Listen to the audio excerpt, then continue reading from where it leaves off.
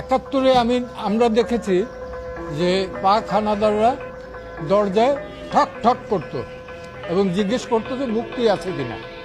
আর 2024 সালে দেখলাম যে যে দেশটা আমরা রক্তের বিনিময়ে 30 লক্ষ শহীদের রক্তের বিনিময়ে স্বাধীন করলাম, সেই দেশে ব্লক রেড দিয়ে রাতের অন্ধকারে 2টা-3টার সময় ঠক ঠক করে জিজ্ঞেস করে কোনো ছাত্র আছে কিনা।